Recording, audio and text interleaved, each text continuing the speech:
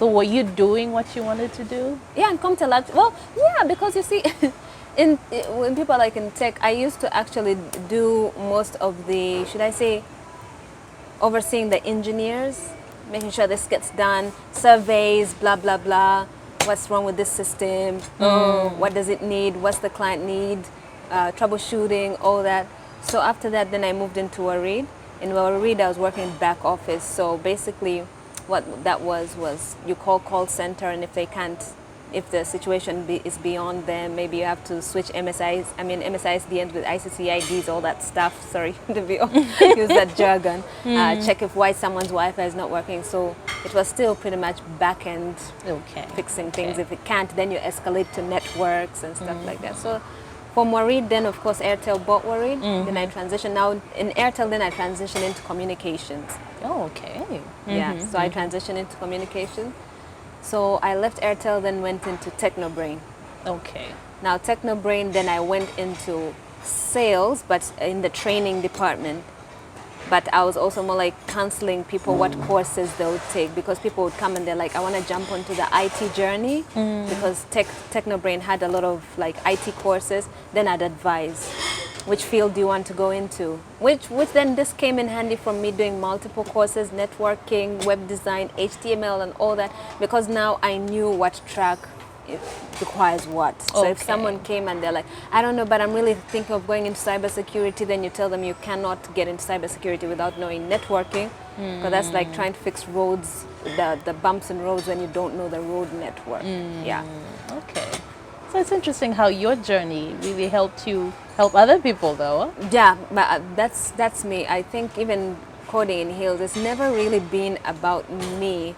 At the back of everything is actually still lies, maybe I'll call it customer service. No matter what it is always to assist people. Always.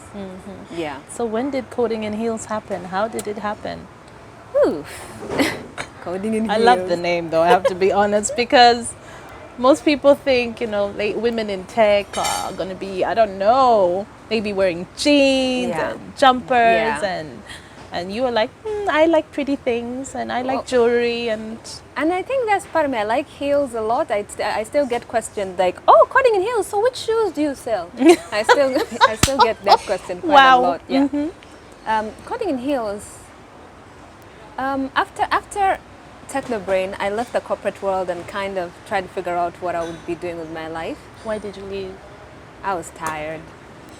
I was tired of not having the freedom to do what I really, really wanted to do with my life. That 8 to 5, get home at 7:30. Like I literally, and I go to bed really early. Like sometimes 9 I'm in bed. So I was, in a day I had like 2 hours to myself, and that didn't make sense. So I left and started the Angel Wings parties for kids, because children are another passion of mine. I love children, and just seeing their little faces, and so I've delved into that. And then after that, that's like an events company? It was an event.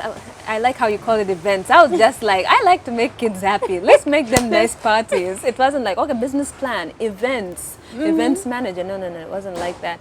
It started with my sister's baby shower.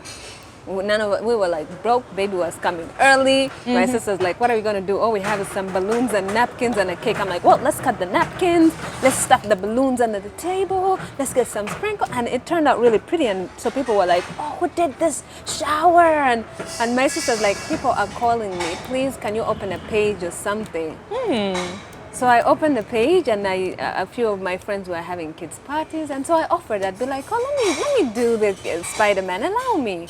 And they're like, okay.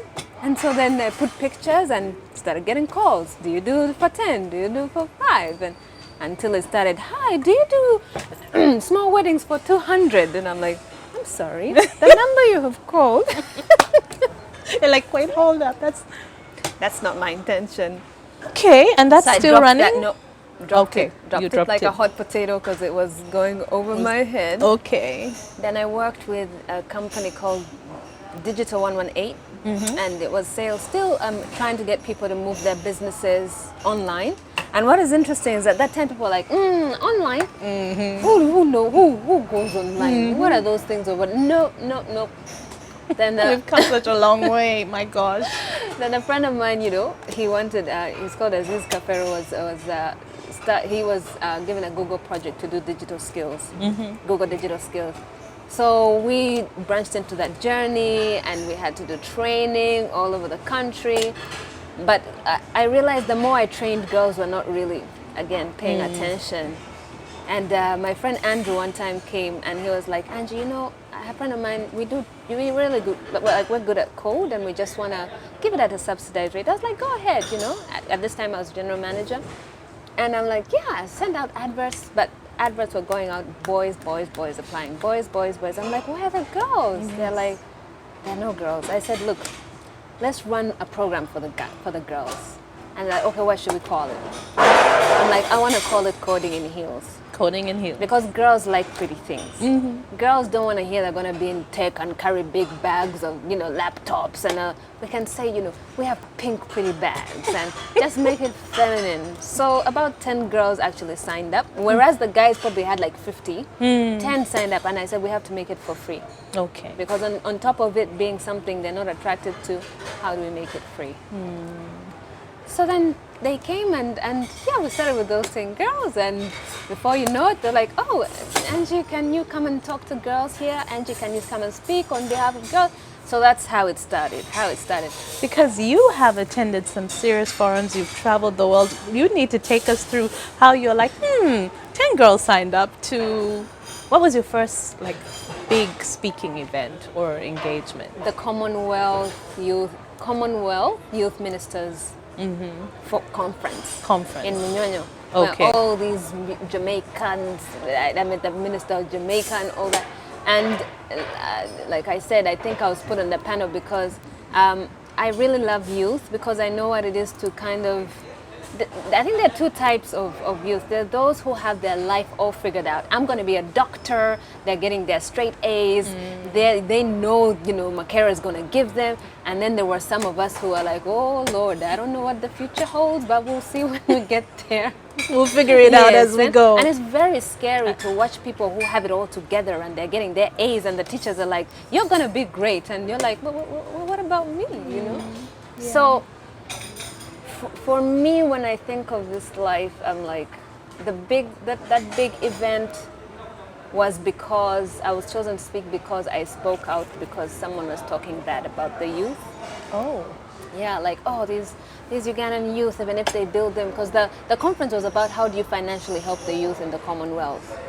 And so some people were like saying, maybe we can build banks and they can borrow money. And someone was like, no, all they want is to squander money and buy Range Rovers. And I was like, not everyone is consumed by cars. So because I made such a racket, like someone in the UN even... You called someone out? Visit. Yes, completely. I was just like, look, sir, with all due respect, no one cares about Range Rovers.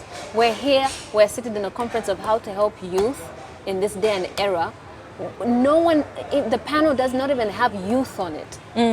You have like 3, they're beyond middle age, and 1 youth, and you're telling us it's a youth conference and you want to hear the voices of the youth. And then you're just saying... And then you're talking about Range Rovers. I was like, please, snap out of it. Okay. Like, cut it out. And then, so I'm so like... speaking up, yeah. what you noticed? Yes. Because actually someone from the UN that I was trying to interview for some time when I was at Capra Foundation immediately just passed me the business card. And, it was noticed just that, we're a society that's timid and sometimes we don't like to speak up.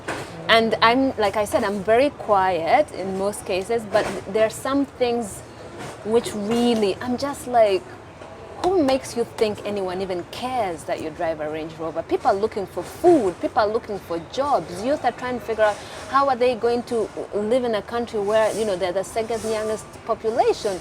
Talk about digital spaces. And of course, one called me out, like, oh, young lady, do you know Uganda is an agricultural country? I'm like, yes, we are. But do you know that there are people who are doing business online? And he was like, no, I'm not even going to embarrass you and ask, take a survey. I'm like, oh, please, by all means. The floor is yours. Do it. Whoa. Okay, I like this. And he was like, okay, how many of you? And 90% of the room was like, he goes, oh, okay. We didn't know. We didn't know that. And so Okay. you can imagine, the next day we were now going to Munyonyo, the actual event, the start of the event. And I'm having lunch with my colleague. She was my manager at the time, Lysandra. Hey, Lysandra. And so I'm eating, and she's like, drop your food. You gotta go. I'm like, what's happening? She's like, no, you've been called on the panel. You've been called on the panel. They're gonna give you your questions. Just go. Okay. And that was my very first. I was wearing the wrong shoe. You know, when you're just like on stage and you know, international people came prepared to be keynote speakers. And you're like, look, they just grabbed me out of the canteen. Like, just don't look at my shoes right now. I literally didn't have time to do anything. I dropped, my friend took my bag. It was just like that. And you were just put on the spot. Thrown on stage. Okay. So that was also the start of like all these other... Yes. So what happened after that? Yeah, then, you know... So Coding in Heels was more or less like a project in the beginning. Actually, Coding in Heels hadn't started, because Coding in Heels started a bit later than when I'd started. Because remember, I used to be called not as Coding in Heels, but because I was working with Cafero Foundation. So we were called many times as Cafero Foundation. But when I went out on my own, then I took Coding in Heels seriously. Okay. That's where I really started to put Coding in Heels out there. I think a lot of people would probably ask you, okay, how did you get Coding in Heels from that starting place to an area where you're being invited to go and speak in different countries? Do you know, I think sometimes I think people don't invite me because of the organization per se. I think I get called to speak because I speak my heart. But you speak with passion. Yes, I think they call Angie, but she if someone was to, I would invite Angie and say Angie owns, or she's a co-founder of Coding in Heels, as opposed to we're inviting Coding in Heels. And because some of these conferences, I don't even talk about code. For example, Egypt, I was called to speak about blockchain. And blockchain is still something we're all trying to, it's like some magic trick that we're all trying to still figure out. Yes. But I think it's because I speak on tech, but I help people realize the reality of what's going to happen if you don't get out of your comfort zone and begin to familiarize yourself with this thing called 4IR, or Fourth Industrial Revolution. So Coding in Heels helps because I have that story that I want to help girls, and I really do. But even when that's why in my classes, most people, and I told you, people say, so do you code and all that? I'm like, maybe I should have given it another name, because maybe it's deceitful and people think we just sit in class and they're like, okay, HTML, you know, bracket, slash. But it's more like, girls, these are the things that are going to help you in your future.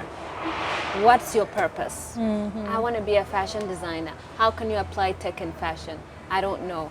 Okay, do you know you can have an online store? Do you know you don't need to get someone to charge you a lot of money to build your website? Do you know you can use things like Wix? Have you tried out Wix? Do you know about Wix? It's drag and drop. If you really want to learn the language so you don't do drag and drop, there's something called HTML. What about you? I'm thinking of being a network engineer. Okay, do you know the computer? Do you know what goes in? Do you know what a network card does? For me, Coding in Heels, that's what it is. Because if you just tell someone, just start coding and not give them any other knowledge, that's like, hey, Crystal, come become a neurosurgeon. Don't worry about biology. Don't worry about how blood moves. Don't worry about neurons and electrons. And don't worry about all that. Just learn where to cut the skull, and that's it. It doesn't make sense. So it's a whole rounded thing. So it's a lot of like career guidance, really. Yes, because I'm blessed that I started this whole journey many, many years ago. So every year or every decade, I'm just adding on. But someone is coming where they're completely green. And you don't, and that's why I was saying, like, it's great to be like, oh, we're going to give you a 3-week program on HTML and then JavaScript, and you can call yourself a software developer. If that was the case, there'd be so many people with jobs right now. But there's so much to learn. The background, yes, you're a software developer, but if your computer suddenly blacks out, then what? Then what? What are you looking for? Has the RAM been destabilized in its socket? Like, so all these are things. So it's more like a holistic approach to get a girl interested. Then she's like, I think I got it. I really do want to take this network engineering course. Then we send them to the institution that will actually build the full curriculum. Because I've seen it. Girls are like, oh, I love tech. You know, it's real cool these days. Girls to code. say it, yeah. I'm into tech. So this lady came and she's like, my daughter loves technology. You know, she's got to go under your wing. And the daughter was there like, really? She's like, oh, I love tech. I'm like, which area in particular? All. I'm like, all? I'm Okay. like, which databases, networking, security, and for me, that's what we used to look at: A+, security, networking, software engineering. Now you have artificial intelligence, machine learning, cybersecurity. So wide. Which area are you looking at? So when people are like, I don't know where to start, I'm like, okay, yeah, just go to YouTube. Like I said, you know, Aristotle, what's that about? Just like that, 4IR, let's start there. What's that about? They're documentaries. They tell you how the first revolution was, second, third, fourth, what's in the fourth, what's IoT, and then from there, you start to mingle which area of IT you need based on your passion as well. Because IT will play a role in every area. Are you in graphics? Are you into music? You know, when I was in the States, I told people we're still practicing bands. People are, you know, drums. So we went to the school and kids were practicing for their concert or something. And the sounds that were coming out of there, we were like, the amount of equipment that must be in there. Do you know what? We got in there, kids were on their iPads. Oh, come on. For real. They were on their iPads. But the music, like they performed for us, I think they performed the Beyonce song. So no one can tell me tech is not in music, tech is not in art, it's in everything. So I tell people, what's your passion? Don't come here and tell you, I think computing is good, I want to have a salary of this amount, what can I do? I'll start with what do you want to do and how does technology play a role in that? What I you like want to what do. you threw in. I want to have a salary of this much. Yeah, totally, yeah. Yeah, but you know how it is.